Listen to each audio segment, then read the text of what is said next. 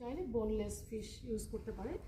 তো সবার সুবিধার্থে আমি এটা নিয়েছি। আর ম্যারিনেশন করব, ম্যারিনেশনের শুরুতে একটু গ্লাভস পরে নিচ্ছি যাতে হাইজিন মেনটেন করা যায় এবং যে কোনো ধরনের হ্যাজার্ড থেকে আমরা বাঁচতে পারি আর ফুড সেফটি এনশিওর করা যায় সেজন্য। এখানে আমি যে উপকরণগুলো দিব, মরিচের গুঁড়ো হাফ টিস্পুন, হলুদের গুঁড়ো হাফ টিস্পুন, এখানে ভাজা জিরার গুঁড়ো আছে 1/4 টিস্পুন, একটু চামচ লাগবে। এখানে বাটা মশলার মধ্যে আমি কাঁচামরিচ বাটাটা দিব, এটা আমার প্রেফারেবল একটা ইনগ্রেডিয়েন্টস, খুব ভালো লাগে। মানে আমরা এখানে গুঁড়া মরিচও দিচ্ছি আবার বাটা মরিচও দিচ্ছি।